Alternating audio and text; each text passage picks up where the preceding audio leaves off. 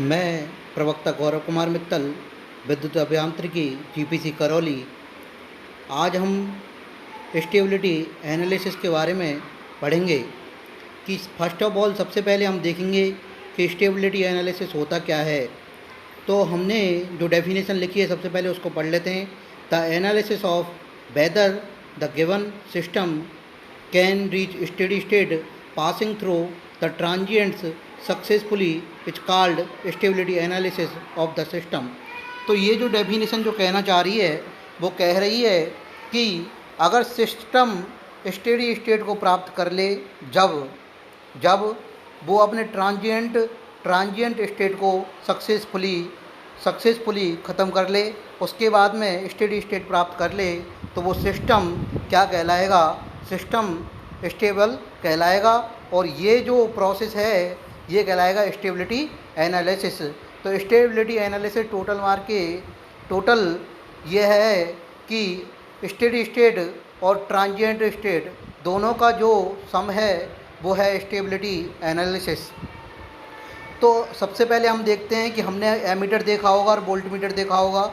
Ammeter और voltmeter में जब रीडिंग लेते हैं तो एमीटर वोल्टमीटर का पॉइंटर अपने आप हिलने लगता है। जब रीडिंग लेते हैं तो हिलता है और बाद में एक रीडिंग शो करने लग जाता है।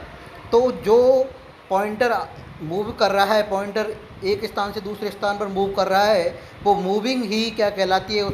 उसकी ट्रांजिएंट स्टेट। और बाद में पॉइंटर एक रीडिंग को नोट करने लग जाता है तो वो एक क्या कहलाती है? उसकी स्टेडी स्टेट।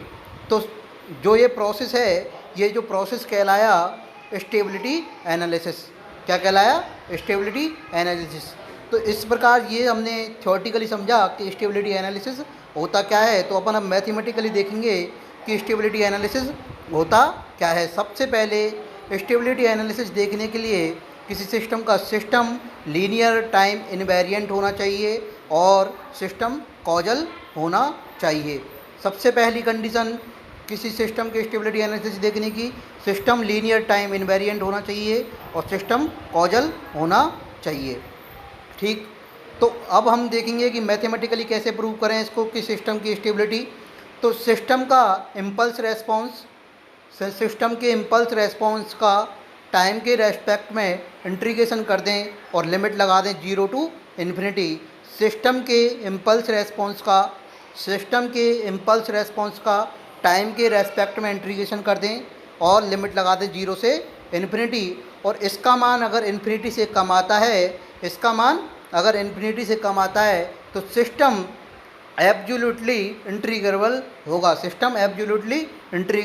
होगा। बात क्लियर। सिस्टम एब्सोल्युटली इंटीग्रेबल होगा और सिस्टम एब्सोल्युटली इंटीग्रेबल होगा तो सिस्टम स्टेबल होगा। स्टेबल अनस्टेबल की कंडीशन तो हम बाद में पढ़ेंगे कि सिस्टम स्टेबल और अनस्टेबल कैसे होता है। ठीक है, अब हम नीचे क्या दिया हुआ है? GS/HS equal to S+2 upon S-1 into S+1 दिया हुआ है। तो ओपन लूप सिस्टम GS/HS दिया हुआ है अपन को, और इसके पोल S-1 जो पोल है वो राइट हैंड साइड में लाई करेगा एस प्लेन के में। और जब सिस्टम का पोल राइट हैंड साइड में लाई करता है तो सिस्टम क्या होता है? अनस्टेबल। क्या होता है? अनस्टेबल। क्लियर बात। अब इसी ओपन लूप सिस्टम का अपन क्लोज लूप ट्रांसफ़र फंक्शन निकालें। कैसे निकालेंगे? हम जानते हैं कि GS अपॉन 1 प्लस GS/HS से निकालेंगे। तो अपन का क्लोज लूप ट्रांसफ़र फंक्शन जो आया वो आया S+2 upon S² plus S+1। तो इसके जो रूट आए S1 और S2 इक्वल टू आए -1/2 प्लस माइनस J√3/2। तो सिस्टम के जो रूट हैं वो एस प्लेन में लेफ्ट हैंड साइड में लाई करेंगे तो सिस्टम क्या कहलाएगा? स्टेबल कहलाएगा। क्या कहलाएगा? स्टेबल कहलाएगा। तो इससे यह सिद्ध होता है कि किसी सिस्टम का ओपन लूप ट्रांसफ़र फंक्शन अगर अनस्टेबल है तो close loop transfer function unstable हो, यह कोई ज़रूरी नहीं है। बात क्लियर है। और अगर किसी open loop transfer function stable हो और close loop transfer function stable हो, यह भी कोई ज़रूरी नहीं है। दूसरे उदाहरण में अपन ने यही देखा है कि G S H S equal to 10/(s+1) की घात 3, ये सिस्टम के जो रूट हैं वो लेफ्ट हैंड साइड में लाई करेंगे, एस प्लेन के लेफ्ट हैंड साइड में लाई करेंगे, और सिस्टम क्या कहलाएगा? स्टेबल। क्या कहलाएगा? स्टेबल। और इसी का अपन अगर क्लोज लूप ट्रांसफर फंक्शन प्राप्त करते हैं तो CS/RS इक्वल टू 10/(s+1) की घात 3 plus 10 equal to 10/(s³ plus 3s² plus 3s plus 11। और इसके जो रूट आएंगे वो S1, S2, S3 equal to क्या आते हैं? -3.28, ये लेफ्ट हैंड साइड में लाई कर रहा है। और जो दो रूट आते हैं imaginary root 0.78 plus minus J1.2, ये सिस्टम के एस प्लेन में राइट हैंड साइड में लाई करेंगे, एस प्लेन के राइट हैंड साइड में लाई करेंगे तो सिस्टम क्या कहलाएगा? अनस्टेबल।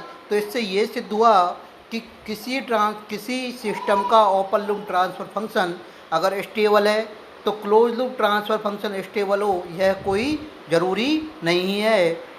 बात क्लियर? और किसी सिस्टम का open loop transfer function unstable है तो उसका close loop transfer function unstable हो, यह कोई ज़रूरी नहीं है, वह स्टेबल भी हो सकता है। बात क्लियर? स्टेबिलिटी एनालिसिस समझ में आया? बात क्लियर है? आगे देखते हैं अपन, अगर किसी सिस्टम की स्टेबिलिटी अपन को देखनी है तो अपन कैसे देखेंगे? जनरली कैसे देखेंगे? तो नोट में क्या लिखा हुआ है? For a system to be stable all the roots of characteristic equation that are nothing but close loop pole. किसी सिस्टम तब स्टेबल होगा जब उसके कैरेक्टरिस्टिक इक्वेशन के root that are nothing but close loop pole या close loop pole वो कहाँ locate करेंगे? एस प्लेन के लेफ्ट हैंड साइड में। किस में करेंगे? एस प्लेन के लेफ्ट हैंड साइड में। सिस्टम तब स्टेबल होगा जब उसके क्लोज लूप पोल या कैरेक्टरिस्टिक्स इक्वेशन के रूट्स एस प्लेन के लेफ्ट हैंड साइड में लाई करेंगे। बात क्लियर? तो इसकी 3 कंडीशन बनती हैं, तीनों कंडीशन को अपन देख लेते हैं। पहली condition, if all the roots of characteristic equation are having negative real parts. अगर कैरेक्टरिस्टिक इक्वेशन के सभी रूट नेगेटिव रियल पार्ट रखते हैं, इसका मतलब सिस्टम के जो रूट हैं, कैरेक्टरिस्टिक इक्वेशन के जो रूट हैं वो किधर लाई करेंगे? एस प्लेन के लेफ्ट हैंड साइड में लाई करेंगे तो सिस्टम क्या होगा? स्टेबल। बात क्लियर? क्या होगा? System stable. दूसरी कंडीशन क्या कहती है? If all the roots of characteristic equation are having positive real parts. अगर कैरेक्टरिस्टिक इक्वेशन के सभी रूट हैं, कैरेक्टरिस्टिक इक्वेशन के सभी रूट पॉजिटिव रियल पार्ट रखते हैं तो इसका मतलब यह है कि जो सिस्टम के रूट हैं वो कहाँ लाई कर रहे हैं? राइट हैंड साइड में लाई कर रहे हैं। कहाँ पे लाई कर रहे हैं? राइट हैंड साइड में लाई कर रहे हैं। और राइट हैंड साइड में लाई कर रहे हैं तो इसका मतलब यह हुआ कि सिस्टम क्या होगा? अनस्टेबल। क्या होगा? अनस्टेबल। तीसरी कंडीशन आती है, if any of the roots of characteristic equation neither positive real part और नेगेटिव रियल पार्ट। सिस्टम के जो रूट हैं वो ना तो पॉजिटिव रियल पार्ट रखते हैं ना ही नेगेटिव रियल पार्ट रखते हैं। दैट मीन्स, इसका मतलब रियल पार्ट क्या है? 0। कौन सा पार्ट है उसके पास? Only imaginary part. कौन सा पार्ट है? Imaginary part. तो तीसरी कंडीशन बनती है, सिस्टम इसमें होगा मार्जिनली स्टेबल या क्रिटिकल स्टेबल। क्या कहलाएगा इसमें? सिस्टम क्या होगा? मार्जिनली स्टेबल या क्रिटिकल स्टेबल। 2 ही कंडीशन बनती है। 3 कंडीशन बनती है। सिस्टम होगा स्टेबल जब उसके कैरेक्टरिस्टिक इक्वेशन के रूट नेगेटिव रियल पार्ट्स रखेंगे तब सिस्टम होगा स्टेबल। पॉजिटिव रखेंगे तो सिस्टम होगा अनस्टेबल। और रियल पार्ट 0 होगा तो सिस्टम होगा क्रिटिकल स्टेबल या मार्जिनली स्टेबल। बात क्लियर? नीचे दिखाया गया है, एक सिस्टम को 2 भागों में डिवाइड किया गया है। सिस्टम क्या होगा? सिस्टम या तो स्टेबल होगा या होगा नॉट स्टेबल। क्या होगा? सिस्टम या तो स्टेबल होगा या नॉट स्टेबल होगा। नॉट स्टेबल की 2 कंडीशन है, एक तो अनस्टेबल होगा, एक होगा मार्जिनली स्टेबल। बात क्लियर? बात क्लियर? सिस्टम के 2 भाग दिखाए गए हैं, एक तो स्टेबल, एक नॉट स्टेबल। नॉट स्टेबल के दो भाग दिखाए गए हैं, अनस्टेबल और मार्जिनली स्टेबल। अब अपन ने नीचे ग्राफ बनाया हुआ है, इस ग्राफ में बताया गया एस प्लेन बनाया गया है। एस प्लेन में अपन ने जे ओमेगा एक्सिस बताई है और सिग्मा एक्सिस बताई है। सिग्मा एक्सिस है रियल एक्सिस और जे ओमेगा एक्सिस है इमेजनरी एक्सिस। इसका लेफ्ट पार्ट, इसका जो एक्सिस वर्टिकल एक्सिस है इससे लेफ्ट पार्ट है और इससे राइट पार्ट है। एस प्लेन का राइट पार्ट है। तो लेफ्ट पार्ट में जो पोल लाई करेंगे, लेफ्ट पार्ट में जो पोल लाई करेंगे, क्लोज लूप पोल लाई करेंगे, तो वो उसमें क्या कहलाएगा, सिस्टम स्टेबल। और अगर राइट में कर रहे हैं तो सिस्टम क्या कहलाएगा, अनस्टेबल। और जे ओमेगा एक्सिस पर लाई कर रहे हैं तो सिस्टम क्या कहलाएगा, मार्जिनली स्टेबल। बात क्लियर है? बात क्लियर? क्या दोबारा समझाऊँ? दोबारा समझ लेते हैं एक बार। अगर करेक्टरिस्टिक इक्वेशन के रूट एस प्लेन जो दिखाया गया है इसके लेफ्ट हैंड साइड में लाई करेंगे, जो कि लेफ्ट हैंड साइड दिखाया गया है, उसमें सिस्टम क्या कहलाएगा, स्टेबल। और अगर एस प्लेन के सभी रूट, करेक्टरिस्टिक इक्वेशन के सभी रूट एस प्लेन के राइट हैंड साइड में लाई करेंगे तो सिस्टम कहलाएगा अनस्टेबल। और करेक्टरिस्टिक इक्वेशन के सभी रूट जिनका रियल पार्ट 0 हो और वो कौन से एक्सिस पे लाई करेंगे, जो ओमेगा एक्सिस पे लाई करेंगे, तो उस समय सिस्टम क्या कहलाएगा, मार्जिनली स्टेबल। क्या कहलाएगा, मार्जिनली स्टेबल। बात क्लियर? अब देखते हैं कि सिस्टम का एब्सोल्युटली इंटीग्रेबल होने से क्या होता है।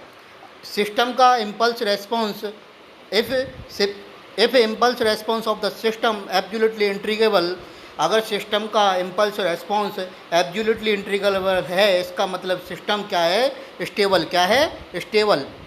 अगर सिस्टम का इम्पल्स रेस्पॉन्स एब्सोल्युटली इंटीग्रेबल नहीं है तो सिस्टम क्या कहलाएगा, नॉट स्टेबल। क्या कहलाएगा, नॉट स्टेबल। नॉट स्टेबल की दो कंडीशन है, सिस्टम अनस्टेबल भी हो सकता है और मार्जिनली स्टेबल भी हो सकता है।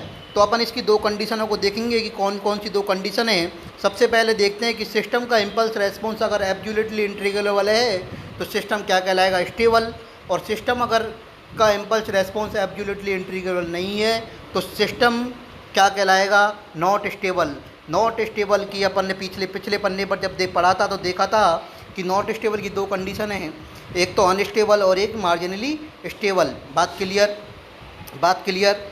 अनस्टेबल का मतलब क्या होता है, सबसे पहले ये देखें अपन, और स्टेबल का मतलब क्या होता है।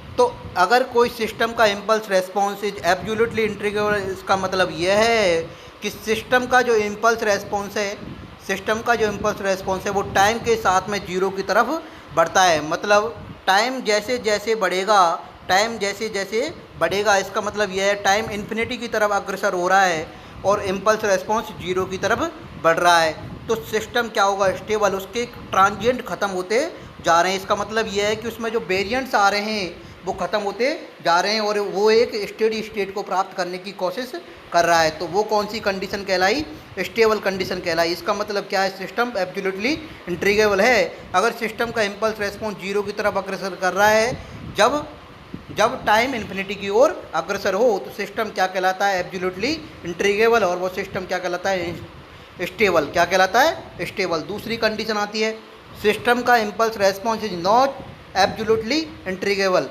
अगर सिस्टम का इम्पल्स रेस्पॉन्स एब्सोल्युटली इंटीग्रेबल नहीं है तो सिस्टम की दो कंडीशन बनती हैं, कौन कौन सी, नॉट स्टेबल। नॉट स्टेबल में कौन कौन सी कंडीशन आती है, अनस्टेबल और क्रिटिकली स्टेबल। तो पहली कंडीशन देखते हैं। पहली कंडीशन में क्या हो रहा है, सिस्टम का टाइम के साथ में इम्पल्स रेस्पॉन्स इन्फिनिटी की ओर अग्रसर कर रहा है। तो इसका मतलब यह हुआ कि सिस्टम का इम्पल्स रेस्पॉन्स अगर इन्फिनिटी की ओर अग्रसर करे, टाइम इन्फिनिटी की ओर अग्रसर करने पर सिस्टम का इम्पल्स रेस्पॉन्स इन्फिनिटी की ओर अग्रसर करे तो वो सिस्टम क्या कहलाएगा, अनस्टेबल। क्या कहलाएगा, अनस्टेबल। क्या कहलाएगा, अनस्टेबल। और तीसरी कंडीशन बनती है कि सिस्टम का इम्पल्स रेस्पॉन्स कांस्टेंट रहे जब टाइम इन्फिनिटी की ओर अग्रसर करे। इम्पल्स रेस्पॉन्स कांस्टेंट रहे जब टाइम इन्फिनिटी की ओर अग्रसर करे तो ऐसा सिस्टम क्या कहलाता है, मार्जिनली स्टेबल। क्या कहलाता है, मार्जिनली स्टेबल। कैसा क्या कहलाता है, मार्जिनली स्टेबल। तो अपन ने सिस्टम की स्टेबिलिटी और अनस्टेबिलिटी के बारे में समझा। फर्स्ट ऑफ ऑल अपन ने रूट से समझा कि सिस्टम के जो करेक्टरिस्टिक इक्वेशन के रूट हैं वो राइट हैंड साइड में लाई करेंगे तो क्या होगा, लेफ्ट हैंड साइड में लाई करेंगे तो क्या होगा। उसके बाद में सिस्टम के अपन ने मैथमेटिकली देखा कि सिस्टम का इम्पल्स रेस्पॉन्स एब्सोल्युटली इंटीग्रल है तो क्या होगा, और एब्सोल्युटली इंटीग्रेबल नहीं है तो क्या होता है। ये अपन ने देखा, स्टेबिलिटी और अनस्टेबिलिटी के बारे में पढ़ा। Thank you.